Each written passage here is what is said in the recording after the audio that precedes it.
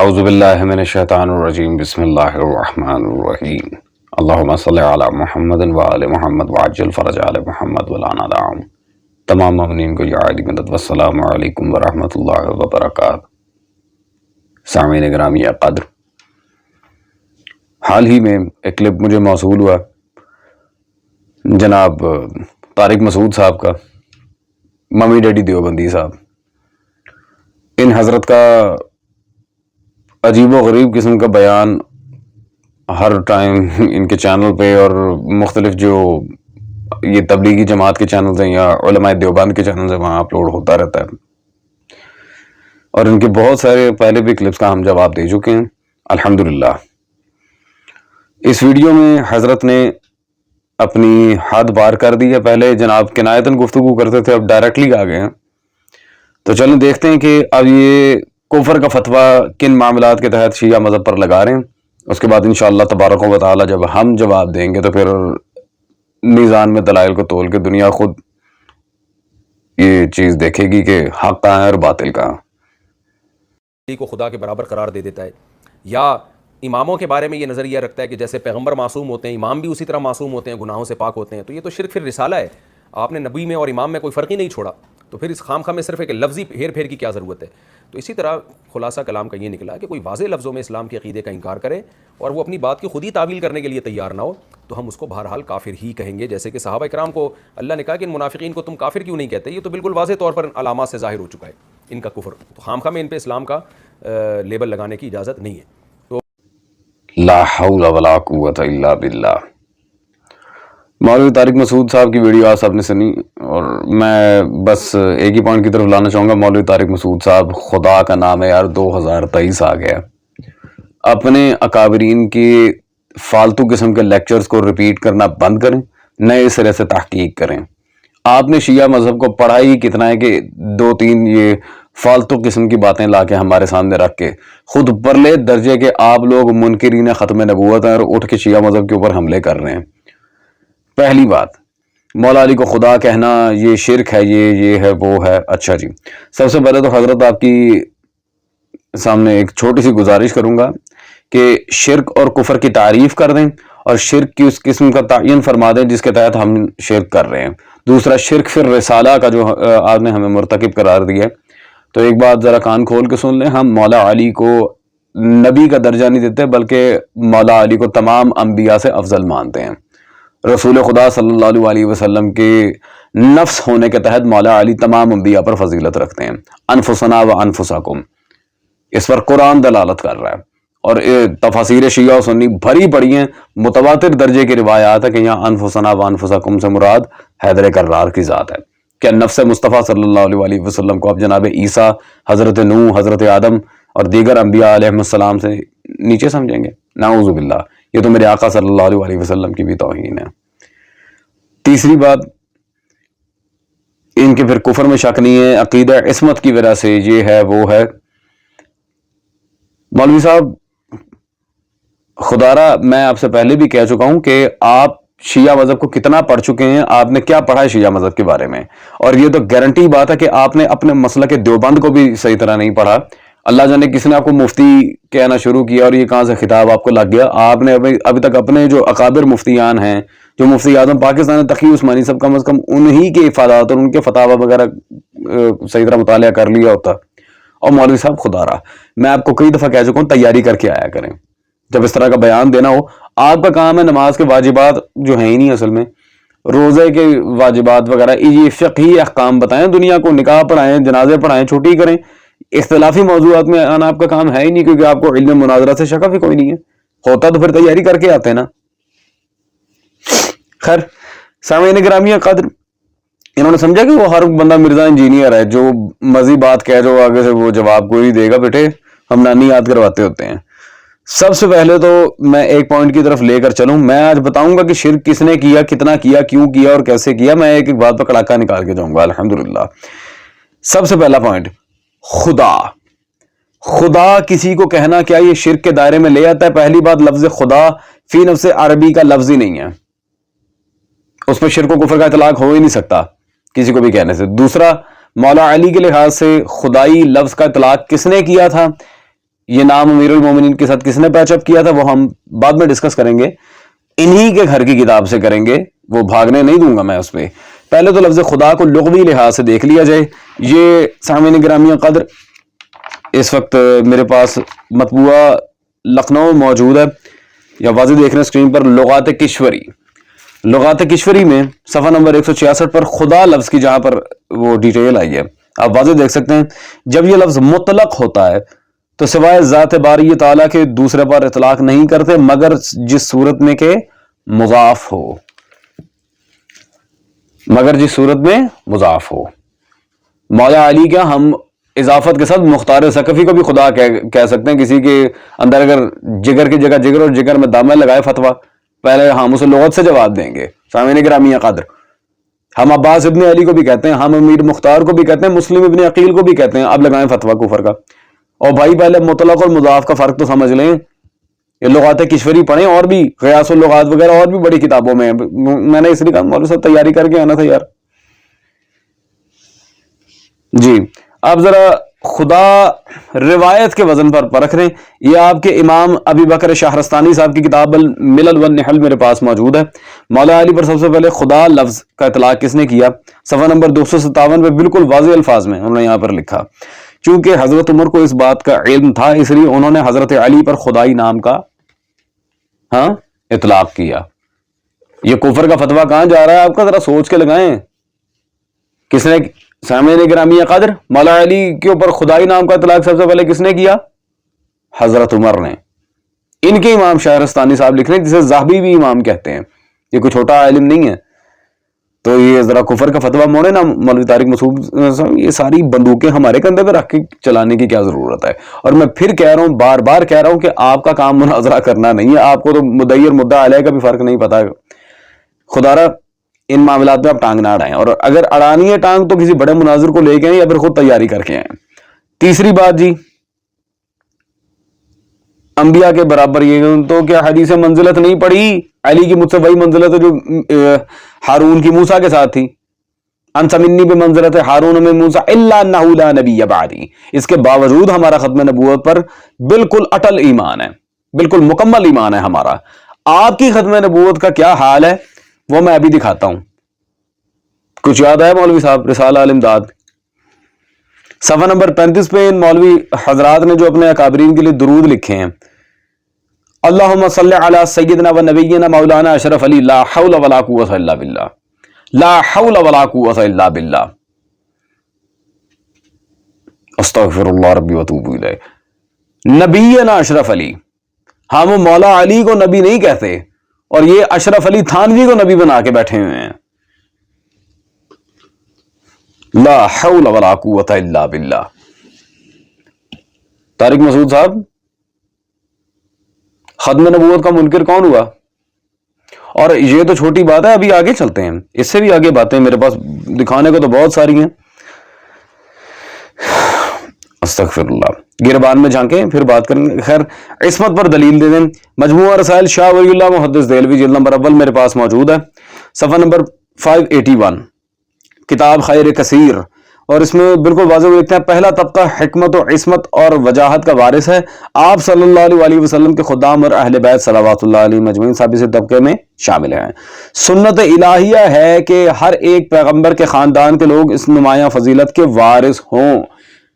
نبی صلی اللہ علیہ وآلہ وسلم کی عصمت کے وارث ہیں اہل بیت، وہ بھی حضور صلی اللہ علیہ وآلہ وسلم کی طرح ہی معصوم ہیں۔ ہم باقی انبیاء کی طرح معصوم نہیں کہتے، ان کی عصمت آل محمد کی عصمت کے سامنے پست ہے، نبی صلی اللہ علیہ وآلہ وسلم کی طرف معصوم ہے۔ یہ کون کہہ رہا ہے؟ شاہ ولی اللہ محدث دہلوی، شاہ ولی اللہ، مولوی طارق صاحب شاہ ولی اللہ محدث دہلوی کہہ رہا ہے۔ اب آپ شاہ ولی اللہ کو کافر کہیں گے؟ ہمت کر کے دیکھیں، آپ کی حیثیت کیا ہے؟ آپ شاہ ولی اللہ جیسے محدث اعظم پہ کفر کا فتویٰ لگائیں، آپ کی حیثیت کیا ہے شاہ ولی اللہ کے سامنے؟ کیا پدی کا شوربہ؟ آپ نے شاہ ولی اللہ کے اوپر کفر کا فتویٰ لگانا ہے؟ انشاءاللہ تبارک و تعالی مولوی طارق مسعود صاحب، آپ کو قیامت تک کا میں ٹائم دے رہا ہوں، آپ شاہ ولی اللہ پہ کفر کا فتویٰ لگائیں، دیوبندی تو جتیاں نہ مارن تے گل ہو گئی۔ ہاں جی، آگے چلتے ہیں۔ اور سب سے زیادہ جو ایک سٹرونگ پوائنٹ ہے مولوی طارق مسعود صاحب، آپ کے ہاں تو ہر مولوی ہی کو اپنے اندر اللہ نظر آتا ہے، نعوذ باللہ من ذالک، جسے آپ تعبیر کرتے ہیں عقیدہ وحدت الوجود کے ساتھ۔ میں دلیل دیتا ہوں، یہ آپ کے شیخ الحدیث حضرت مولانا محمد زکریا صاحب، ان کی کتاب فضائل صدقات میرے پاس موجود ہے، اس میں صفحہ نمبر 558 حصہ دوم میں انہوں نے بالکل واضح یہاں پر لکھا، یا اللہ معاف فرمانا کہ حضرت کے ارشاد سے تحریر ہوا، جھوٹا ہوں کچھ نہیں ہوں، تیرا ہی ذل ہے، تیرا ہی وجود ہے، میں کیا ہوں؟ کچھ نہیں ہوں، اور وہ جو میں ہے وہ تو ہے، اور میں اور تو خود شرک در شرک ہے، لا حول ولا قوت الا باللہ۔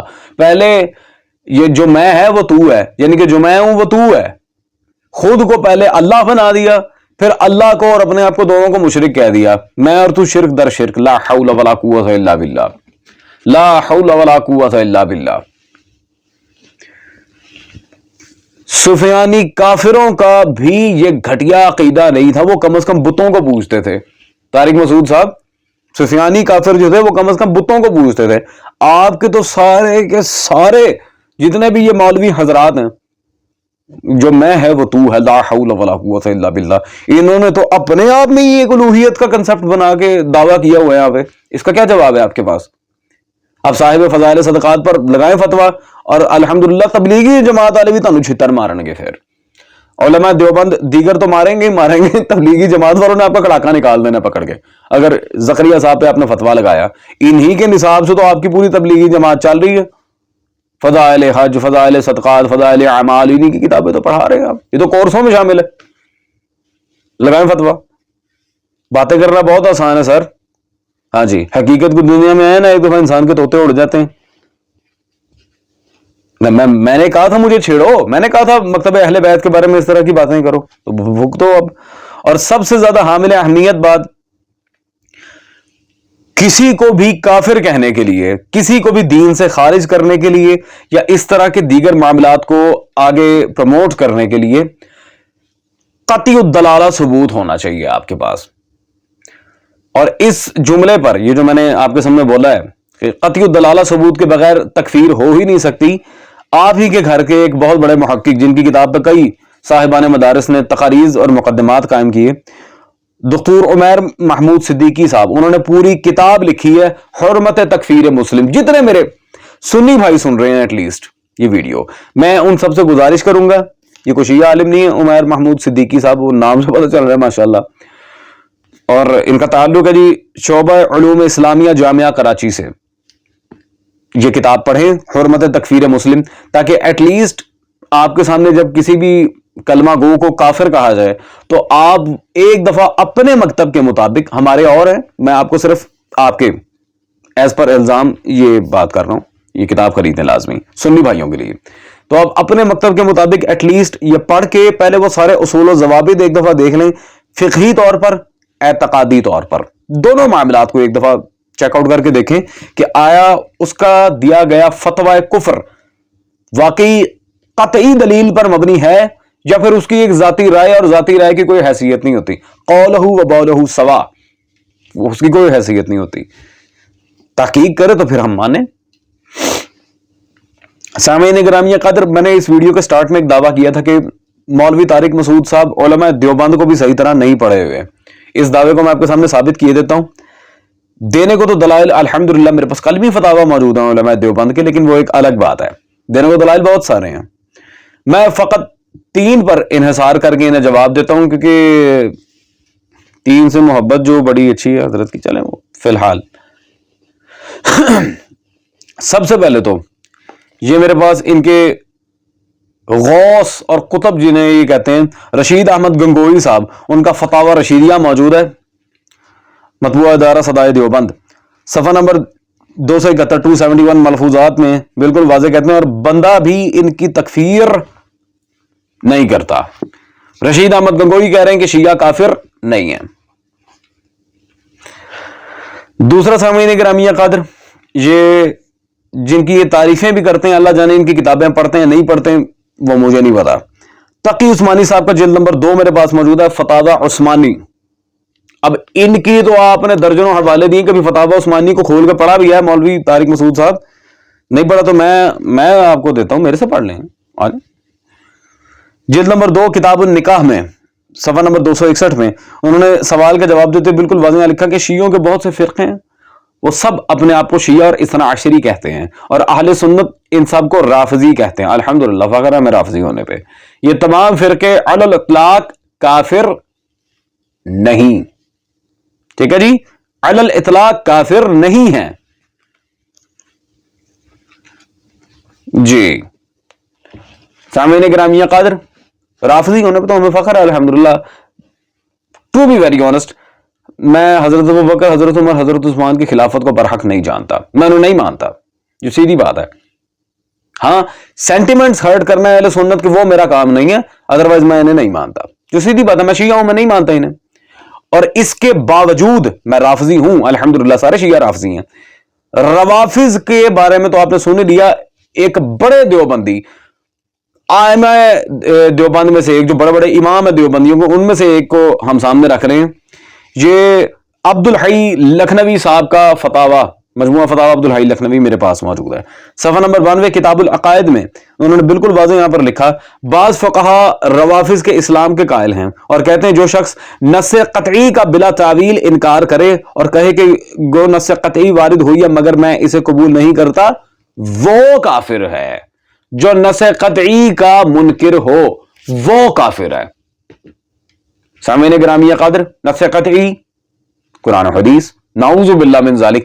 ہم نے کیوں قرآن و حدیث کی مخالفت کرنی ہے؟ اور سب سے بڑھ کے جو بات ہے, ان حضرات کو کئی دفعہ ہم نے جب جواب دیا ہے, ہم تو باقاعدہ انہیں بتا رہے ہوتے ہیں کہ جو روایات آپ پیش کرتے ہیں اپنے بزرگان کی حمایت میں, آپ کے اپنے محدثین نے ان کی اسناد پر جرح کی ہوتی ہے, ان پر کلام وارد کیا ہوتا ہے, تو الٹا ہمارے اوپر کہاں آ کے بول رہے ہیں اللہ کے بندے, پہلے اپنی کتابیں پڑھیں نا بھائی. دودھ کا دودھ پانی کا پانی ہو جائے گا. یہاں بھی منہ اٹھا کے کافر کہہ رہے ہیں مولوی صاحب, وہ پھر میں احمد رضا بریلوی کی کتابیں لے آتا ہوں, دیکھ لیتے ہیں کون کافر ہے.